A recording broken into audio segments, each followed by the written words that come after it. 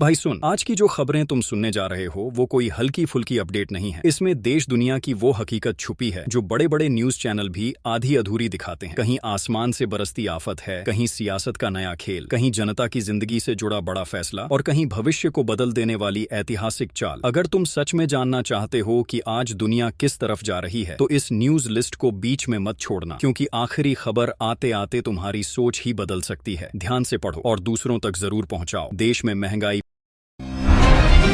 फिर से दर्द बनकर उभरी है। दाल, चावल, सब्जी, दूध और गैस के दाम बढ़ने से आम आदमी की थाली महंगी हो रही है। सरकार और रिजर्व बैंक ने महंगाई नियंत्रित करने के उपायों पर चर्चा की और राहत पैकेज और सटीक मौद्रिक कदमों पर विचार चल रहा है। पेट्रोल डीजल की कीमतों में उछाल ने ट्रांसपोर्ट और रोजमर्रा की लागत बढ़ा दी है। लोग सोशल मीडिया पर सरकार से दाम घटाने की अपील कर रहे हैं और कारोबार भी महंगाई के दबाव में है। लॉजिस्टिक्स और किराया महंगा होने से बाजार में असर साफ दिख रहा है। दिल्ली एनसीआर में वायु गुणवत्ता खतरनाक स्तर पर पहुंच गई है। कई इलाकों में AQI 400 से ऊपर रिकॉर्ड हुआ। डॉक्टर्स ने बुजुर्गों और बच्चों को घर में रहने की सलाह दी है। मास्क पहनना अनिवार्य बताया जा रहा है और अस्पतालों में सांस संबंधी शिकायतें बढ़ रही हैं। प्रदूषण के चलते प्रशासन ने स्कूल टाइमिंग बदलने और ऑनलाइन क्लास करने की संभावनाओं पर विचार शुरू कर दिया है।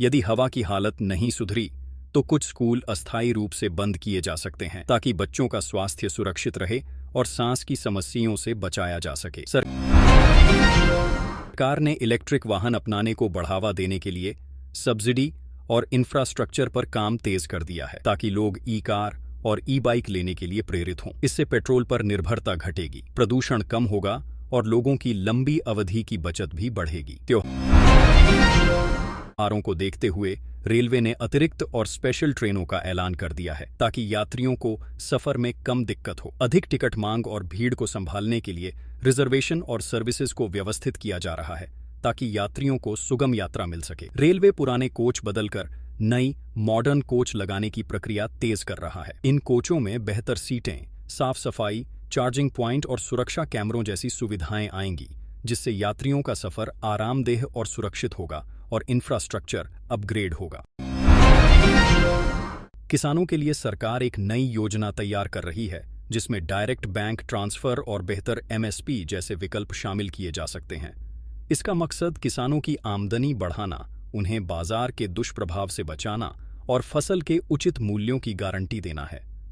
कुछ इलाकों में अचानक आई बारिश और ओले झड़ने से फसलें खराब हुई हैं और किसान मुआवजे की मांग कर रहे हैं। स्थानीय प्रशासन ने नुकसान का सर्वे शुरू कर दिया है और रिपोर्ट के आधार पर राहत राशि और बीमा के दावों को त्वरित तरीके से निपटाने का आश्वासन दिया गया है।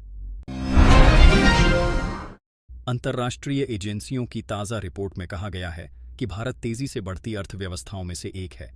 विदेशी निवेशक भारत में रुचि दिखा रहे हैं। निर्यात सेवाओं में ग्रोथ और घरेलू मांग मजबूत है, जिससे आर्थिक भरोसा बढ़ रहा है। स्टार्टअप इंडस्ट्री में इस साल रिकॉर्ड निवेश आया है और युवा उद्यमी खुद का बिजनेस शुरू कर रहे हैं। सरकार भी टैक्स राहत और आसान लोन जैसी नीतियों से स्टार्टअप इकोसिस्टम को सपोर्ट कर रही है, ताकि नवाचार और रोजगार बढ़े। डिजिटल पेमेंट अब गांव-गांव पहुंच चुका है।